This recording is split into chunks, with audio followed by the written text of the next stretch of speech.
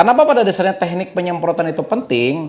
Karena kita ini buat menghindari yang namanya pertama pemborosan dari pestisida itu sendiri.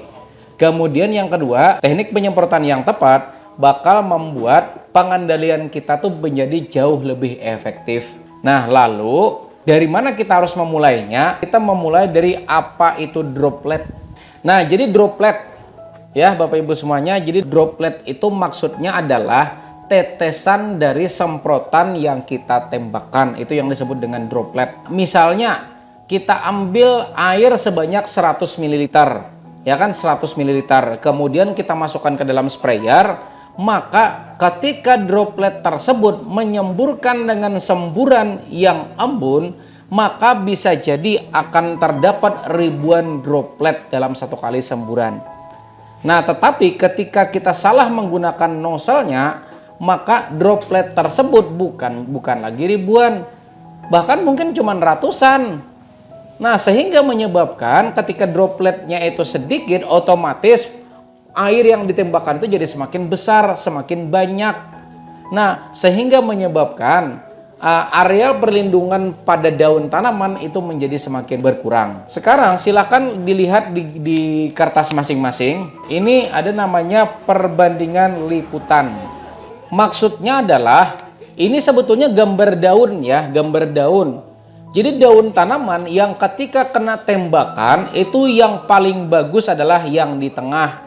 Jadi dropletnya itu menyebar. Jadi titik-titik semburannya itu menyebar ke daun tanaman kita. Sementara kalau yang semakin ke kanan, yang sebelah kanan itu tidak baik. Kenapa? Karena sedikit ya tidak. Bayangkan misalnya hamanya misalnya ada di bagian yang tidak kena semburan. Apa yang terjadi? Bisa dikendalikan tidak? Kemudian tanaman kita yang terserang penyakit ternyata di bagian yang tidak kena droplet. Maka bisa dikendalikan tidak? Jawabannya tidak bisa. Nah, maka dari itu dengan kita memastikan semburannya itu memiliki titik semburan yang banyak, maka otomatis kita dapat mengefektifkan semburan atau mengefektifkan pestisida yang kita tembakkan pada tanaman kita. Jadi, menurut para ahli pestisida menyebutkan bahwa semakin halus droplet yang ditembakkan pada sprayer elektrik atau sprayer manual, maka keberhasilan penyemprotan cenderung semakin baik atau semakin meningkat. Artinya di sini yang selama ini kita mikir penyemprotan itu harus basah, jawabannya tidak. Nah, kenapa? Karena yang paling bagus itu adalah yang paling efektif. Efektif itu maksudnya adalah ketika tujuannya itu untuk melindungi tanaman, jangan sampai lebih banyak yang jatuh dibandingkan yang ada di daun tanaman. Ada yang namanya kalibrasi larutan semprot. Maksudnya kalibrasi larutan semprot itu adalah ketika kita misalnya ambil air sebanyak 200 ml. Ya, tahu kan 200 ml. Nah, kemudian kita masukkan ke dalam tangki sprayer, kemudian kita semprotkan ke tanaman. Tetapi sebelum disemprotkan, terlebih dahulu di bawah tanaman kita taruh plastik. Nah, kita taruh plastik. Tujuannya apa? Nanti ketika kita semprotkan, maka kita akan mengukur berapa banyak tetesan yang menetes yang ada di dalam plastik tersebut. Misalnya dari 200 ml kita semprot, kita semprot. Kan bakal ada yang netes ya tidak? Nah, ketika menetes, kemudian hasil tetesannya itu kemudian kita ambil kembali, kemudian kita masukin ke dalam wadah kembali. Maka, misalnya ketika kita tembakkan 200 ml tersebut dan habis, ternyata dari beberapa tanaman yang kita taruh plastik di bawahnya, yang ada di situ, yang ada di plastik, ternyata sebanyak 70 ml. Berarti yang menempel di daun berapa? 200 ml air yang kita tembakkan. Ternyata setelah kita ambil, ternyata terdapat 70 ml air yang ada dalam plastik kumpulan. Maka otomatis air yang menempel di daunnya berapa? 130. Artinya apa? 130, 70 dibanding 130 itu bisa dibilang 1/3 lah misalnya. Kan 70 banding 130, anggap 1/3 misalnya. Artinya ketika Anda menyemprot sebanyak 10 tangki, ya kan 10 tangki, total penyemprotan 10 tangki, maka sebetulnya yang efektif di daun tanaman yang menempel itu cuma 6-7 tangki. 3 sampai 4 tangki terbuang kena tetesan sebagai tetesan. Nah, itu yang jadi masalah. Apa dampaknya kira-kira kalau menetes ya tidak? Nah, dampaknya menetes pertama ketika tetesannya itu jatuh ke bawah maka disebut dengan pemborosan. Nah, itu. Kemudian yang kedua, ketika dropletnya tersebut atau tetesannya itu jatuh ke tanah, kemudian kena mikroba tanah, maka otomatis akan mematikan mikroorganisme bermanfaat di dalam tanah. Dan bayangkan pian-pian semua sudah naruh trichoderma di bagian perakaran. Kemudian kena tetesan semprotan pestisida, maka trichoderma yang pian aplikasikan ke akar tanaman bakalan jadi sia-sia. Nah, itu. Maka di sini kita mengusahakan gimana caranya supaya air tersebut tidak terlalu banyak menetes. Nah, dan lagi Bapak Ibu semuanya, pestisida itu kan terbagi lagi menjadi 2. Ada namanya pestisida kontak dan yang satunya sistemik. Nah, kontak berarti dia harus kena hamanya atau dimakan oleh hama baru bisa mengendalikan. Sementara sistemik, dia harus diserap tanaman dulu, kemudian setelah diserap tanaman, maka bagian tanaman itu bakalan jadi pestisida. Jadi yang namanya penyerapan pestisida di dalam daun tanaman itu, itu ada 2 cara. Nah, cara pertama dari akar tanaman naik ke daun. Nah, itu penyerapannya, atau penyerapan kedua dari daun turun ke bagian akar tanaman. Nah, itu yang sistemik. Jadi Bapak Ibu semuanya, kalau misalnya yang kita semprotkan itu adalah kontak, ya kan, kontak dan tidak perlu diserap tanaman, kemudian itu jatuh, maka pestisida kontak tersebut disebut dengan pemborosan.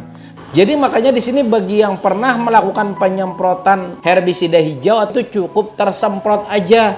Jangan sampai basah apalagi netes. Karena yang penting kontak, yang penting kena. Karena kontak itu tidak bisa diserap tanaman. Jadi selama ini kalau kita nyemprot pakai obat hijau, itu sampai basah belimbuy titikan tuh percuma, itu terbuang-buang titikannya. Untuk membuktikan ini, Bapak Ibu semuanya, perbandingan kalau kita nyemprot galangan-galangan padi pakai obat hijau, saat menyemprot galangan hijau. Ketika pakai obat hijau kan pakai galangan. Tiba-tiba ketika kita nyemprot pakai obat hijau atau obat kontak, kan pestisida kontak atau herbisida kontak, tiba-tiba ada angin samping. Set angin samping, kemudian dropletnya terbang sejauh 5 meter. Kenapa kok ampun orang di sana hangit? Ayo. Padahal logika loh, ada tidak kelihatan embunnya, tidak kelihatan, tapi kenapa jadi di sana hangit? Jadi sebetulnya yang namanya herbisida kontak itu tidak butuh air yang banyak, yang penting kena, bahkan embunnya pun bisa mematikan jaringan tanaman. Jadi kalau pian nantinya kalau mau menyemprot obat hijau itu nggak perlu lagi pakai sprayer kipas. Kipas itu kalau mau pakai obat kuning silahkan, kalau mau obat hijau nggak perlu kipas. Ada kan, tahu kan nozzle kipas. Nah, kipas itu kalau mau pakai obat kuning atau sistemik baru pakai kipas. Tapi kalau obat hijau nggak perlu. Yang penting kena bagian tanaman mati. Nah, sekarang Bapak Ibu semuanya, kalau menurut penelitiannya untuk yang kontak per 1 cm kali 1 cm itu sebaiknya terdapat sebanyak 70 droplet. Begini nih. Ini kan digambar ini, yang digambar ini ya Bapak Ibu semuanya. Artinya per setiap 1 cm itu sebaiknya terdapat 70 droplet. Yang paling bagus buat mengendalikan hama dan juga penyakit itu sebaiknya terdapat 70 droplet. Artinya kalau kita nyemprot ternyata dropletnya kurang, maka penyemprotan tersebut bisa dikatakan tidak akan efektif. Nah, jadi silakan ya Bapak Ibu semuanya, kalau misalnya nih nanti penyemprotannya yang kontak, maka sebaiknya gunakan yang paling kabut. Sementara kalau sistemik menurut penelitiannya Bapak Ibu semuanya itu cukup 40 droplet sudah cukup. Kenapa? Karena dia bukan disebar ke bagian permukaan daun, tidak, tapi diserap tanaman dulu. Sehingga ketika diserap tanaman maka bagian tanaman itu jadi pestisida atau jadi racun bagi hama atau penyakit. Dan lagi ternyata nozzle pun pada dasarnya juga berbeda-beda, di mana masing-masing nozzle itu memiliki spesifikasi droplet yang berbeda-beda. Nah, ulun akan presentasikan beberapa jenis nozzle yang biasa ada dijual di pasaran. Nah, ini banyak. Nah, nah, ya. Jadi yang pertama, ya, yang pertama ini, ya, pasti tahu kan? Nah, ini biasanya sudah dibawa di sprayer elektrik ya tidak? Dan ini semprotannya cukup kabut atau bisa dibilang droplet sedang, cocok untuk sistemik maupun kontak. Kemudian yang ini namanya apa? Nozzle kipas. Ini banyak keluarannya, betul tidak? Dan ini cocok untuk digunakan jenis herbisida sistemik. Nah, itu silahkan. Tapi kalau kontak, ini sebetulnya pemborosan kalau pakai yang ini. Kemudian lagi yang selanjutnya, yang ini. Nah, ini nozzle corong. Kegunaannya untuk apa menurut pian-pian semua? Menyiram persemaian, apalagi. Jadi nozzle jenis corong seperti ini efektif untuk penggunaan musim kemarau. Kenapa? Karena ketika pian menyemprotkan larutan, kemudian semprotannya tersebut besar, ketika kena daun kemudian netes. Ketika netes itu tetesannya bakalan jadi kocoran buat tanaman Anda. Nah ini, dan efektif ini untuk penyemprotan pupuk daun. Nah yang seperti ini. Tapi kalau pada saat musim hujan ini airnya kebanyakan. Nah kan boros. Sama ini juga sama. Penyemprotan musim hujan itu cukup boros. Nah seperti ini. Ya tidak banyak tidak airnya yang keluar ini. Banyak. Nah maka dari itu ini yang jenis seperti ini itu paling bagus diaplikasikan pada saat musim kemarau. Kemudian nozzle lagi. Ada yang bentuknya lurus, ada yang bentuknya bengkok. Nah, kan yang kayak gini ada yang kayak gini. Nah, untung gak ada kayak ini. Nah, ya ada. Nah, sekarang ada yang tidak yang tahu penyebabnya kenapa orang bikin nozzle itu ada yang lurus, ada yang bengkok. Kalau penggunaan nozzle bengkok itu tujuannya buat memudahkan kita menjangkau area-area yang sulit untuk kita semprot. Kenapa dibengkokin? Contoh kan yang namanya stick sprayer itu kan lurus ya tidak? Nah lurus seperti ini. Bayangkan coba kalau misalnya kan seperti ini. Berarti kalau bagian bawah daun tanaman berarti kita nyemprotnya kayak ini nah. Iya tidak? Orangnya yang muter ya tidak? Kan begitu. Tapi dengan yang seperti ini kita cukup seperti ini aja. Nah kita cukup seperti ini aja. Nah ya tidak? Kan? Nah, maka dengan cara seperti ini dia langsung menembak ke area yang sulit untuk dijangkau. Ini kenapa ada nozzle bengkok. Dan ini tuh sebetulnya harganya tidak mahal kok. Harganya tuh Rp6.000. Terkadang kita terlalu memaksakan nozzle yang seperti ini pada areal-areal sulit. Akhirnya apa yang terjadi? Bagian tanaman yang seharusnya diproteksi tidak bisa terproteksi. Kenapa? Karena tidak bisa terjangkau. Jadi contoh kayak gini coba. Kalau sudah nozzle, kalau misalnya nozzle yang seperti ini, ulun yakin bawah bakal sulit banget kita pakai. Dan kalau cara seperti ini, kita bahkan metode miring atas bawah seperti ini itu bisa. Kalau seperti ini kan miring kayak orang bilang di badminton tuh backhand ya tidak? Nah kan kayak gini ya tidak? Nah, itu kan bakal nembak ke atas, kalau seperti ini bakal nembak ke bawah. Nah, begitu. Jadi tujuan orang bikin yang seperti ini itu bukan nggak ada tujuannya, enggak. Tapi pasti ada tujuannya, yaitu untuk memudahkan menjangkau bagian-bagian yang sulit untuk dijangkau. Nah, kemudian lagi Bapak Ibu semuanya, ada lagi nozzle yang seperti ini. Nah, apa ini? Nozzle cabang 3, kan begitu. Nah, nozzle bercabang tujuannya adalah untuk memudahkan kita menyemprot bagian-bagian yang banyak halangan atau rintangannya. Contoh daun yang sudah lebat. Kan begitu? Daun yang sudah lebat. Kalau misalnya Anda cuma pakai satu jenis nozzle terus menembak, terhalang oleh daun, maka bagian yang terhalang di belakangnya kada kena, tidak kena. Tapi dengan adanya dua keluaran, ini yang terhalang, ini yang tembus. Nah, jadi begitu. Orang menciptakan dua yang seperti ini, kalau misalnya daun kita sudah terlalu rimbun, itu tidak mungkin bisa ditembakkan cuma satu jenis nozzle, satu lubang nozzle. Karena kalau satu lubang nozzle kemudian terhalang oleh daun tanaman, bagian yang di belakangnya tidak kena.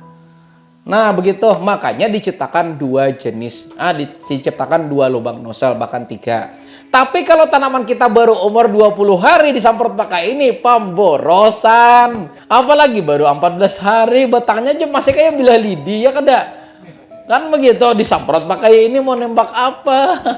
Bahkan ketika Anda cuma menyemprot bagian atas saja, misalnya contoh nih, ini kan tanaman tingginya segini, ya kan? Anda nyemprot seperti ini, Anda cuma diam aja, ya berdiam aja di sana.